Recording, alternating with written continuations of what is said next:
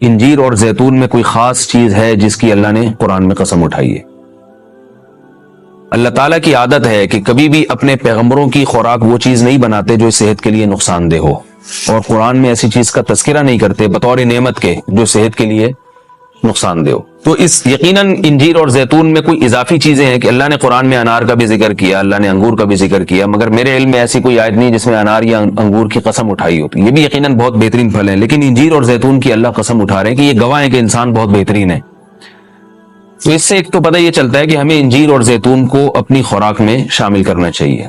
آج کل کیا کھایا جا رہا ہے؟ چائے پی جا رہی ہے، گٹکے کھا رہے ہیں لوگ، پان کھا رہے ہیں، الٹی الٹی چیزیں، بازار سے بنی ہوئی چیزیں، دودھ پیک خرید کے پی رہے ہیں جس کے دودھ ہونے پہ ہی شبہ ہے کہ پتہ نہیں یہ دودھ ہے بھی یا نہیں، اور ایک سوچی سمجھی سازش کے تحت بازاری چیزوں کو پروموٹ کیا جا رہا ہے، اس پہ اشتہار بازی پہ خرچہ کیا جا رہا ہے، ڈاکٹروں کو باقاعدہ خریدا جاتا ہے اور وہ جعلی چیزوں کے فضائل لوگوں کو سناتے ہیں۔ لوگ یہ سمجھتے ہیں کہ ڈاکٹروں میں دو نمبری ہو ہی نہیں سکتی، یہ غلط ہے۔ بہت سارے ڈاکٹر لوگوں کو بہت ساری غلط چیزوں پہ لگا رہے ہیں۔ تو بازار کی چیزوں سے آپ اجتناب کریں، اور وہ چیزیں جو اللہ نے انسان کی خوراک کا حصہ نہیں رکھی ہیں، سگریٹ اللہ نے انسان کے پینے کے لیے پیدا نہیں کی ہے، ہیروئن، چرس، یہ سب نشے کی چیزیں ہیں جو ہمارے مذہب میں ویسے ہی حرام ہیں، تو ان سے اجتناب کرنا چاہیے۔ انجیر اور زیتون کے کیا فضائل ہیں؟ میڈیکل سائنس نے ثابت کیا ہے، اور حکیم جو ہیں، ماہر حکیم ہیں، طبیب ہیں، وہ بتاتے ہیں کہ یہ دو ایسی چیزیں ہیں جو انتہائی طاقتور ہیں، لیکن ان میں کمال یہ ہے کہ یہ آپ کے جسم میں چربی نہیں پیدا کرتی اگر اعتدال سے ان کا استعمال کیا جائے۔ ہم دیکھتے ہیں کہ جب بھی کوئی چیز بہت زیادہ انرجی دیتی ہے ہمیں، تو ساتھ ساتھ ایک اس کے ساتھ مصیبت یہ ہوتی ہے کہ موٹاپا بھی لاتی ہے، وہ چربی بھی بڑھاتی ہے، وزن بھی بڑھاتی ہے۔ لیکن انجیر بہت طاقتور چیز ہے، نہ صرف یہ کہ آپ کے جسم میں چربی بڑھاتی نہیں ہے بلکہ چربی کو ختم کرتی ہے، کولیسٹرول لیول آپ کا گراتی ہے۔ یہ زیتون میں بھی ایسے ہی ہے کہ زیتون آپ کی صحت کے لیے انتہائی مفید اور بہت طاقتور ہے، اور کولیسٹرول لیول آپ کا کم کرتا ہے، لیکن یہ ضروری ہے کہ اعتدال سے ہو۔ اگر آپ بہت زیادہ کھانا شروع کر دیں گے تو پھر زیتون بھی چربی پیدا کرتا ہے۔ ظاہر ہے اعتدال تو ہر چیز میں ضروری ہے۔ اور کچھ چیزیں ایسی ہیں انجیر اور زیتون میں جو میڈیکل سائنس کہتی ہے کہ انجیر پیٹ کے کیڑوں کو ختم کرتی ہے، انجیر قبض کو ختم کرتی ہے۔ قبض کا سب سے بہترین علاج ہی انجیر ہے۔ لوگ اس طرف توجہ نہیں دیتے، دوائیں کھاتے ہیں، ایلوپیتھک دوائیں کھاتے ہیں، اس کے سائیڈ ایفیکٹ بہت سارے ہوتے ہیں۔ تو اگر ہم اپنی خوراک میں روزانہ کچھ نہ کچھ انجیر کا استعمال رکھیں تو بہت ساری بیماریوں سے انشاءاللہ ہماری حفاظت ہو جائے گی۔ انجیر میں خاص بات یہ بھی ہے کہ یہ خون پیدا کرتی ہے، سالے خون جسم میں بناتی ہے، لیکن انجیر کے استعمال کا طریقہ یہ ہے کہ اس کو بہت زیادہ چبا کے کھانا چاہیے اچھی طرح۔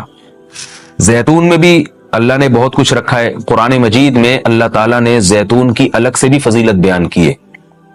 فرمایا کہ اللہ نے اپنے نور کی مثال دی ہے قرآن میں، اللہ نور السماوات والارض مثل نورہ کمشکاۃ فیہا مصباح المصباح فی زجاجہ الزجاجۃ کأنہا کوکب دری یوقد من شجرۃ مبارکۃ زیتونۃ لا شرقیۃ ولا غربیہ۔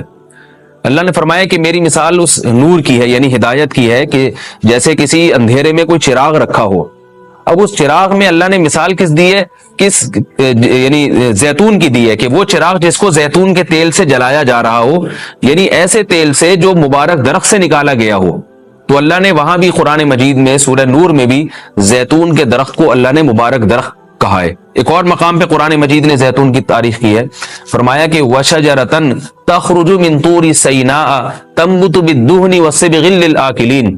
اللہ وہ ذات ہے جس نے ایسا درخت پیدا کیا جو طور سینا میں پیدا ہوتا ہے، یعنی کوہ طور میں پیدا ہوتا ہے وہ درخت، اور تنبت بالدہن جو تیل لے کر پیدا ہوتا ہے، اور صبغ للآکلین کھانے والوں کے لیے سالن کا کام دیتا ہے، یعنی لوگ روٹی اس تیل سے لگا کے کھاتے ہیں، سالن کا کام دیتا ہے وہ۔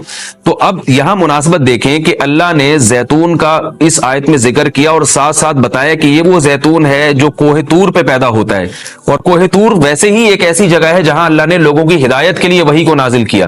تو پتہ یہ چلا کہ زیتون میں جہاں جسمانی فوائد ہیں وہاں کچھ روحانی فوائد بھی ہیں، کیونکہ اللہ نے اس کو مقدس جگہ پہ پیدا کیا ہے، اور وہاں کا تذکرہ اللہ نے کوہ طور کا تذکرہ اس کے ساتھ ساتھ کیا ہے۔ اور اس آیت میں بھی ایسا ہی ہے، جہاں اللہ نے زیتون کا ذکر کیا آگے فوراً وطور سینا، کوہ طور کی اللہ نے قسم اٹھائی ہے۔ تو اس سے پتہ چلتا ہے کہ زیتون میں جہاں جسمانی فوائد ہیں، کچھ روحانی فوائد بھی ہیں۔ روحانی کا مطلب یہ کہ اس کے کھانے سے عین ممکن ہے کہ آپ کی کچھ روحانی ترقی بھی ہو، شاید اللہ کی محبت میں اضافہ ہو، گناہوں سے نفرت پیدا ہو، یا اس کے سے جسم میں کوئی ایسی تبدیلی آتی ہے۔ میں کوئی یقینی بات نہیں کر رہا، لیکن قرآن میں اس طرف اشارہ ملتا ہے۔ اس سے ہمیں کیا پتہ چلتا ہے کہ یہ جو ہم مختلف قسم کے کوکنگ آئل استعمال کر رہے ہیں، ان سے آہستہ آہستہ اپنی جان چھڑانی چاہیے اور نیچرل چیزوں پہ آنا چاہیے۔ ایک آپ کو میں ایک تحقیق یہ بھی بتاتا ہوں کہ میڈیکل سائنس یہ کہتی ہے کہ یہ جو کولیسٹرول ہے نا اور جو چربی ہے، یہ دیسی گھی سے نہیں پیدا ہوتی۔ یہ ہم جو آرٹیفیشل آئل استعمال کر رہے ہیں، جن میں پتہ نہیں کیا کیا ملایا جاتا ہے، اس سے نقصان ہوتا ہے، جبکہ لوگ دیسی گھی سے اجتناب کرتے ہیں۔ اگرچہ بھی میرا موضوع دیسی گھی نہیں ہے، میں صرف یہ بتانے کے لیے کہ جو قدرتی چیزیں ہیں وہ آپ کی صحت کے لیے نقصان دہ نہیں ہیں۔ آپ کھانے میں اگر زیتون نہیں استعمال کر سکتے تو دیسی گھی استعمال کرنا شروع کر دیں، تو انشاءاللہ اس سے بھی جو بہت ساری بیماریاں ہارٹ کی اور بلڈ پریشر کی اور پتہ نہیں کیا کیا بیماریاں پیدا ہو رہی ہیں، اس میں بھی انشاءاللہ کمی آئے گی۔ اور یہ بھی ہمیں اس آیت سے سبق ملتا ہے کہ آپ قرآن مجید کا معجزہ دیکھیں۔ ابھی چند دن پہلے کسی حکیم کے توسط سے مجھے پتا چلا، انہوں نے مجھے بتایا کہ میں نے پوچھا کہ بھئی انجیر اور زیتون، انجیر کھانے کا سب سے بہترین طریقہ کیا ہے؟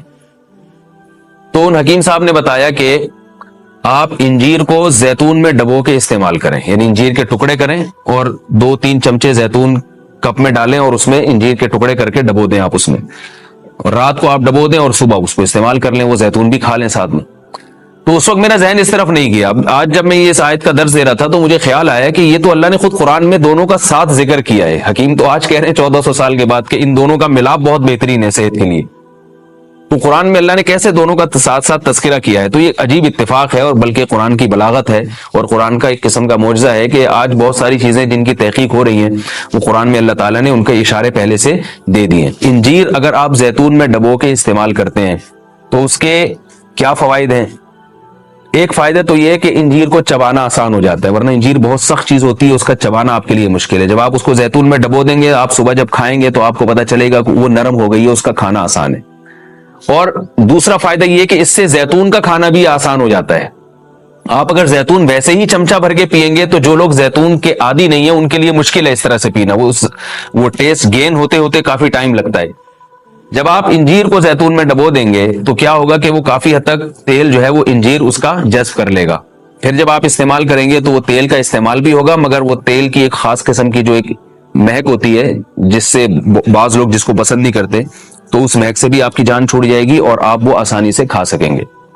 دوسرا فائدہ اس کا یہ ہوتا ہے کہ یہ جو کمبینیشن ہے انجیر اور زیتون کا، کچھ فائدے انجیر میں ہیں جو زیتون میں نہیں، کچھ فائدے زیتون میں ہیں جو انجیر میں نہیں، تو یہ کمبینیشن ایسا ہوتا ہے کہ آپ کو ایک صحت کے لیے ایک بہترین ٹونک مل جاتا ہے، کولیسٹرول لیول آپ کا کم ہو جاتا ہے، قبض آپ کا ختم ہو جاتا ہے، یعنی اطباء یہ کہتے ہیں کہ یہ 2 آتشہ بن جاتا ہے، یعنی انجیر کا فائدہ بھی ڈبل ہو جاتا ہے اور زیتون کا فائدہ بھی اس سے ڈبل ہو جاتا ہے۔ تو جب اللہ نے قرآن مجید میں ایک چیز کا بہت اہتمام سے تذکرہ کیا ہے تو ہمیں اس کو استعمال میں لانا چاہیے۔ میں نے عربوں کو دیکھا ہے وہ بہت زیادہ انجیر اور زیتون کا استعمال کرتے ہیں، مگر ہمارے ہاں صبح صبح لوگ جیم کا استعمال کر لیں گے، شہد نہیں استعمال کرتے، اور بچوں کو ٹافیاں کھلا دیں گے، انجیر نہیں کھلائیں گے کبھی بھی۔ میں اپنے والد صاحب کو دیکھتا تھا، وہ ہمیں انجیر لا کے دیا کرتے تھے، ہم کھاتے تھے اس کو شوق سے، والد صاحب خود بھی استعمال کرتے تھے۔